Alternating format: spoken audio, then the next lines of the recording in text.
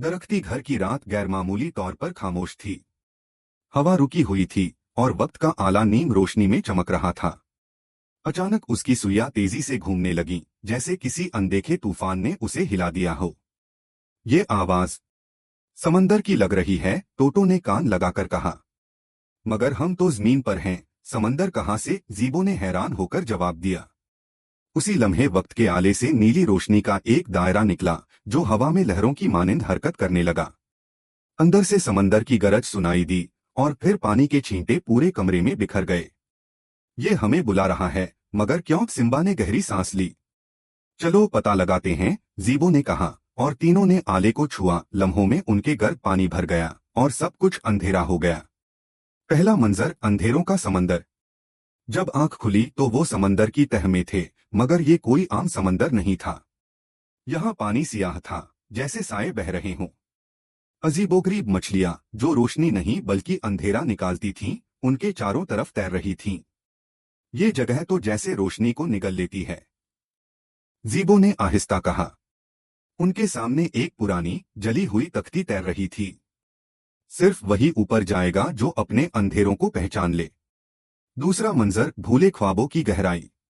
टोटो ने एक दिशा में देखा, वहां एक गार जैसा दहाना था। अंदर जाते ही उसने अपने बचपन के वो लम्हे देखे जब उसे लगा कि वो किसी के लिए अहम नहीं। उसकी आंखों से आंसू निकल आए। मैं रोशनी देखना चाहता हूं, अपने अंदर की रोशनी। उसी पल गार से रोशनी फूटी और रास्ता खुल गया।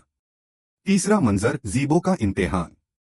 ज़ीबो के सामने समंदर का फश आईने की तरह चमकने लगा। उसमें उसे अपना अक्स दिखाई दिया, मगर उस अक्स की आंखें सियाह थीं और वो बोल रहा था, तुमने हमेशा सबको समझने की कोशिश की, मगर खुद को नहीं। ज़ीबो ने गहरी सांस ली। मैं खुद को भी सुनूंगा, जैसे दूसरों को सुनता हूं। अक्स मुस्कुराकर गायब हो गया। चौथा मंजर, सिम्बा और खौफ का भेद।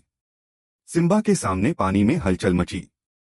एक दीवाकल साए जैसी भेल नमूदार हुई, जिसकी आंखों से अंधेरा टपक रहा था। वो सिम्बा के चारों तरफ चक्कर लगाने लगी। अगर तुम लीडर हो तो पहले अपने खौफ से जीतो। सिम्बा ने हाथ बढ़ाया और भेल की आंखों पर हाथ रखा।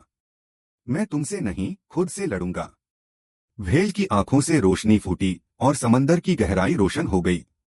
पांचवा मंजर, सायों का बादशाह। समंदर की तह में एक बड़ा शहर दिखाई देने लगा, जो अंधेरे के स्तंभों से बना था। दरमियान में एक तख्त पर सायानोर बैठा था, सायों का बादशाह। उसका जिस्म धुएं और पानी से बना था। तुमने अपने अंधेरों का सामना किया, मगर रोशनी पाने के लिए एक आखिरी कुर्बानी जरूरी है, वो बोला। कौन सी कुर्बानी? ज़ीबो ने पूछा। अपना अतीत, वो सब जो तुम्हें रोकता है। तीनों दोस्तों ने आंखें बंद की और अपने दिल से हर पछतावा, हर डर, हर दुख बाहर निकाल दिया। अचानक समंदर हिलने लगा और एक सुनहरी रोशनी हर तरफ फैल गई। छठा मंजर, रोशनी की वापसी। जब आंख खुली तो वो समंदर की सतह पर थे। पानी अब नीला और साफ था। आसमान पर सूरज चमक रहा था। उनके हाथों में 3 मोती चमक रहे थे, दिले समंदर, उनकी बहादुरी का इनाम।